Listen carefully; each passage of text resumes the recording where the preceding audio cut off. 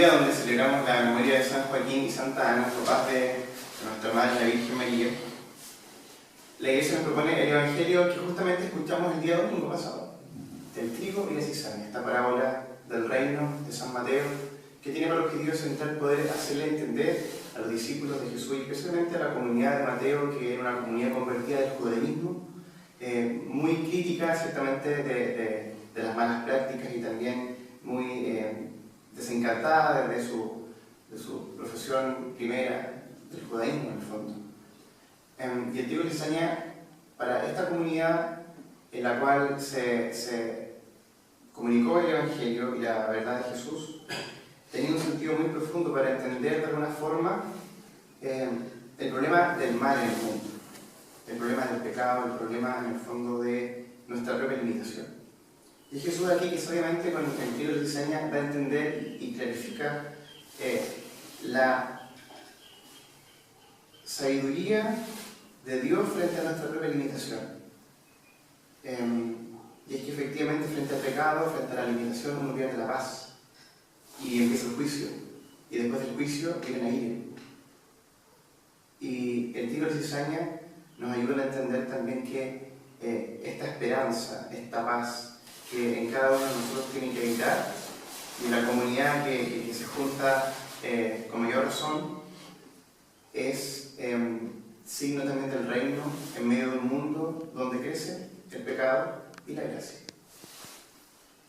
Con respecto a San Joaquín y Santa Ana,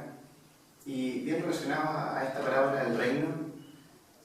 el reino de Dios empieza a crecer en nuestro corazón de diversas formas,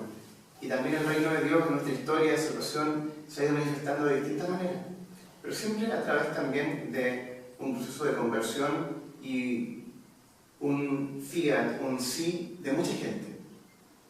Y en este camino,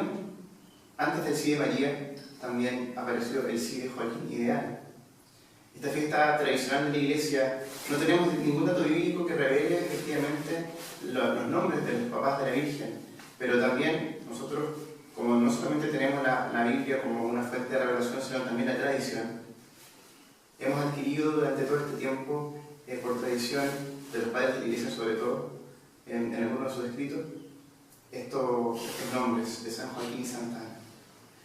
Y como decíamos recién, el reino se construye con sí, el reino se construye con actos de fe. Y San Joaquín y Santa Ana efectivamente fueron personas que de alguna forma entendieron cómo el amor de Dios se va cultivando en la familia y cómo esa quizás cotidianidad, ese trato de padre e hijo, también va formando a grandes personas que van haciendo historia en nuestra vida y efectivamente en nuestra historia de salvación. Cuando miramos el ejemplo de María, efectivamente también nos damos cuenta de cómo también tienen que verse sus padres. Y por esa razón un buen hijo habla muy bien también de unos buenos padres. Por eso hoy día queremos pedir al Señor que nos ayude a dar ese sí, el sí de siempre, el sí cotidiano, a renovarlo todos los días, el sí de su matrimonio, el sí de su paternidad, el sí de nuestra filiación con Dios como hijos de Él, para que el reino de Dios empiece a crecer en el mundo, para que el reino de Dios empiece a crecer en nuestro interior. Y va a ir separando lentamente nuestro trigo, nuestra cizaña, para también entender que estamos llamados a poder vivir nuestra fe, vivir nuestra invitación al reino de manera transparente, de manera fraterna, de manera misericordiosa. Que el Señor nos ayude en este propósito y que la Virgen María interceda por nosotros con San Joaquín y Santa Ana para poder lograrlo. Gloria al Padre, al Hijo y al Espíritu Santo. Amén.